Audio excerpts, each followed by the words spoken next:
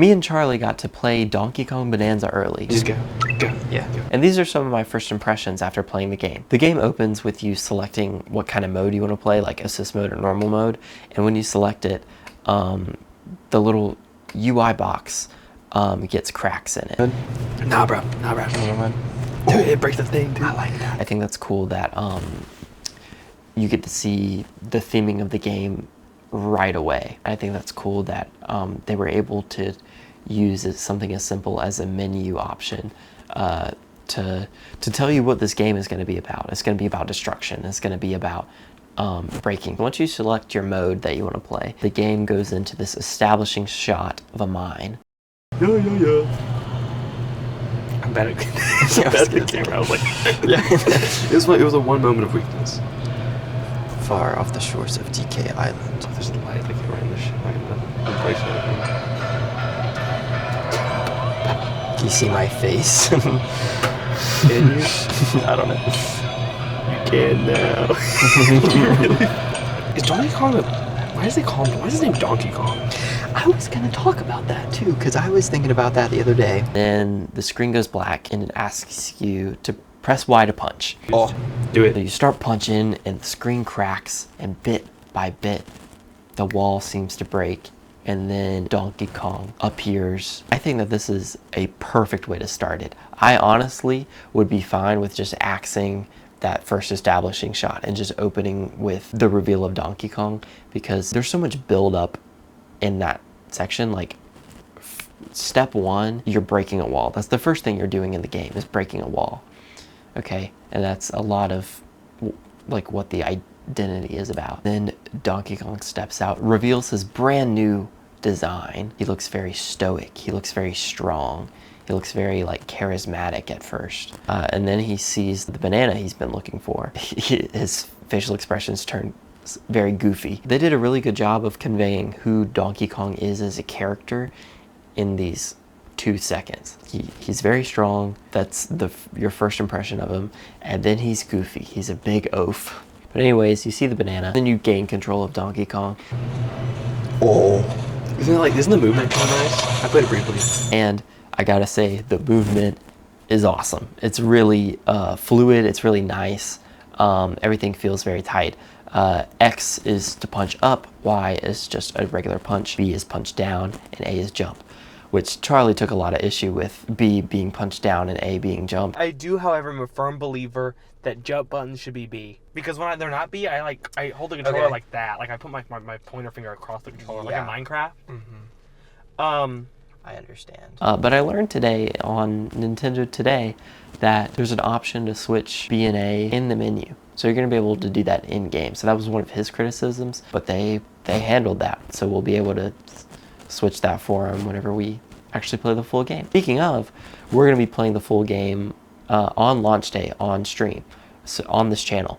So if you're watching this on the 17th, we're live right now. And if you're watching this before, then go ahead and subscribe and you'll get a notification once we go live. So yeah, I hope you come by and watch us play Donkey Kong. If you're watching this after, the VOD's up. If you're into that sort of thing, I'm sure I'll edit a video of the broadcast later. But yeah, I'm super excited for it. What I also thought was very interesting is that you roll with the triggers. So in Mario Odyssey, you would press the trigger and press Y. And rolling is a big part of the movement in that game. Like that's how you get around a lot, especially with speedrunning. So I really like that they just mapped it to one button. It feels very nice to just be able to click a button and have Donkey Kong just keep rolling. So we busted into this wall and we were looking for this banana.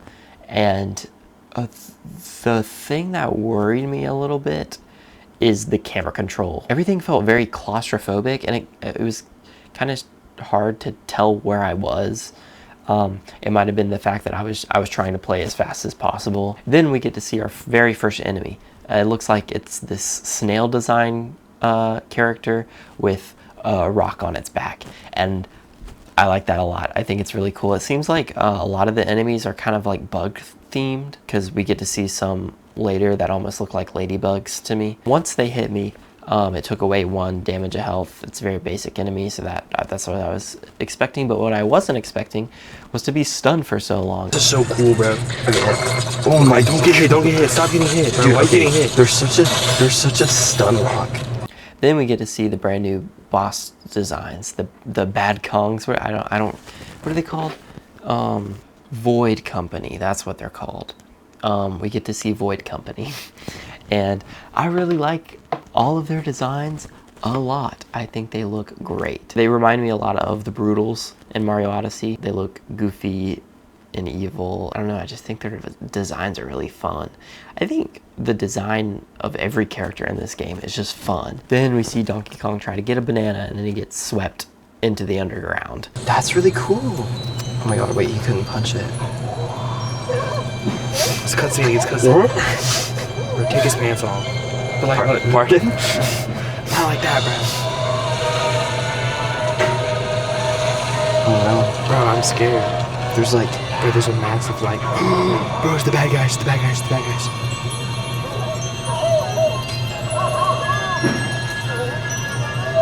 No! Donkey Kong!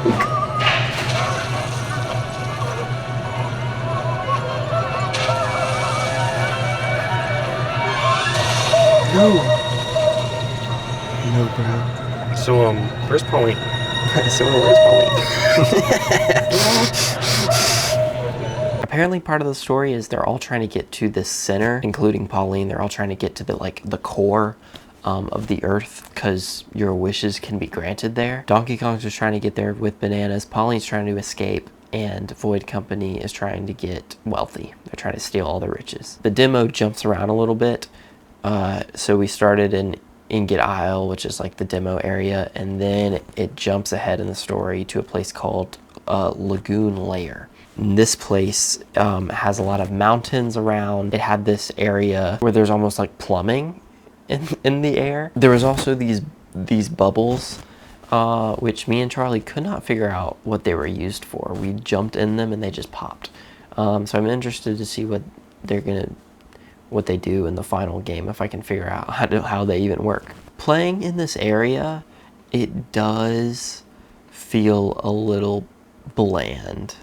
I really hope that in the final game, there's strong theming in these areas, because there's only a little bit of water in this first sub area. Once you go down to the second one, it does look like there's a lot more water around, which like is deserving of the name Lagoon Lair. But I don't know, it looks very grass first area, and I know that there is another couple of areas that are just grass, and I just hope that there's strong theming, because I'm worried about it being too much of the same area wise. I also really liked how easy it was to climb. I accidentally ran off the edge of the map, and then I just held left, and I just started climbing up the wall. I didn't have to hold any button. I didn't have to like push anything other than the joystick. I think it's gonna make movement really snappy. To be able to do that, I was able to like save myself almost instantly. Like, it was completely fine.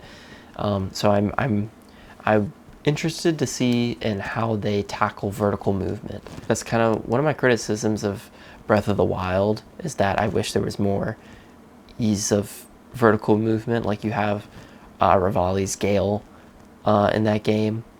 But I feel like climbing mountains, like physically climbing with that stamina bar and everything's so slow. Like, I wish there was just a faster, more snappier way to do it, and this is it. In this game, I mean, they're very different styles of games, but I don't know, I just think vertical movement is interesting. My other criticism about the game is the two-player mode. Now, two-player modes, co-op modes are very important to me, especially because I like to play games with Charlie on stream. So it's very nice to have a two-player mode that we can both play together. And so I'm glad that it is there. However, I I wish it was a little bit more. It seems very similar to Galaxy 1 and 2, where player 2 could like wave the Wii remote around and shoot star bits and like bonk enemies and stuff. It does seem a little bit cooler because you can actually break terrain with Pauline with the cursor, and that's really cool. But I just wish that you could maybe have that as an option and then also have like another monkey character or Diddy Kong or just a second Donkey Kong, because I'm ready for a 3D Mario game that puts player 2 on the same level as player 1. Okay, so I read a developer interview today on Nintendo's website, and I found a lot of it very interesting. So they came up with the idea of destruction first. That's what they wanted this game to be about.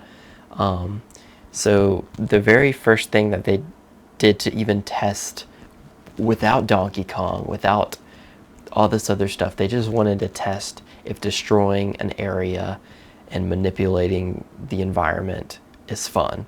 So what they did is they took a Goomba from Mario Odyssey and took the hands of Knuckletech, that stone boss with the head, with the fist that you fight in the Sand Kingdom Ice Cave. They just took a Goomba and gave it Knuckletech's hands, and he could like break part of the environment and throw it. And they were like, "This is good. I like this a lot." And so the technology that it uses is something called voxel technology. The way that they explain it, there's a graphic that they have on their website, but the way that they explain it is that voxels are very similar to pixels, but just in a 3D space. So with pixels, they're in like a 2D environment, right? It's block by block. Voxels are also block by block, but just in a 3D space. So everything is tied to, and they said that everything being tied to a box is more so the internal structure. That's how they concealed it very well. Breaking everything just seems like you're breaking the environment. It doesn't feel like you're breaking the land block by block or like pixel by pixel or anything like that. Like it looks very seamless. Like it looks like your punch does this. What's very interesting is that they started implementing voxel technology in Mario Odyssey.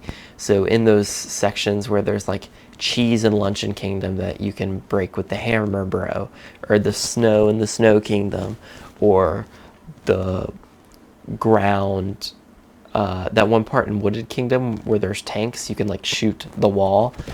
All of that is using the same voxel technology. But I find it very interesting because there, like, you can tell that they just started using it because everything does look very boxy. Like, even playing that as a kid, I thought it looked very boxy. I didn't realize that this was why. I thought it was just how the game worked. But I don't know, I find that very interesting. They did a really good job at making the environment interactive and believable. I don't know, this is really cool. I think that's really cool to see how that's designed. I'm glad that they did that interview where they can talk about everything like this. So yeah, those are all my thoughts. We'll see once the game comes out again. We're gonna be streaming it on launch day, so check us out on Twitch and YouTube on this channel if you want to check that out. Let me know what your first impressions, if you got a chance to play it at one of the demo kiosks. You can go play it right now. Yeah, I don't know, what are your hopes for this game? What are your worries about it? Let me know in the comments down below.